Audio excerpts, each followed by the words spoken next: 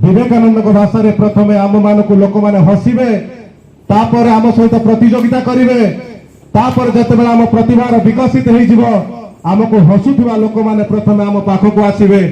तेणु समस्त भाई और भौणी मानक मोर सेतिकी निवेदन आपण मानक भितरे थिबा लुकहित प्रतिभा को जागृत करंतु सेतिप्रति 100% चेष्टा करंतु निश्चिंत दिने ना दिने आपण मानक भली आम भली युवक पिला माने निज भविष्य को गढ़ी परिबा।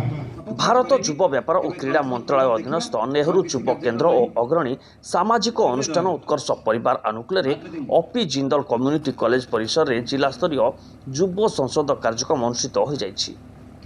नेहरू युव केन्द्र जिला संयोजक प्रदीप कुमार अध्यक्षतार यह कार्यक्रम अनुष्ठित होता। कार्यक्रम में ओडिशा सरकार ग्राम्य जल जोगाण वसुधा योजनार उपदेष्टा दिनेश प्रधान मुख्य अतिथि भाव में जोग देते। युव शक्ति देशर संबल यार सद्विनियोग ही देश को सशक्त कर मत व्यक्त करते। युव समाज सकारात्मक भावना सहित कार्य कर समाज गठन दिगरे निजक समर्पित करने से आह्वान देते।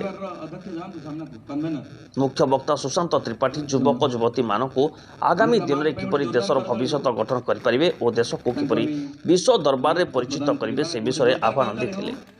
अन्यतम अतिथि भाव में ओपी जिंदल कम्युनिटी कॉलेज अध्यक्ष प्रसन्न कुमार पात्र, प्रदीप कुमार नायक, संपादक हमीदुद्दीन बेहरा, अनुगुल लाइट हाउस अध्यक्ष राजेश स्वाई, तपन सामल प्रमुख जोग देते।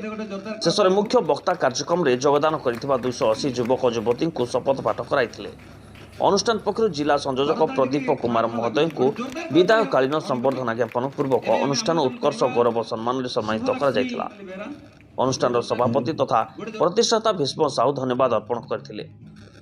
परिशेष में सांस्कृतिक कार्यक्रम आयोजन करा जायथिला। ब्यूरो रिपोर्ट अनुकूल लाइव।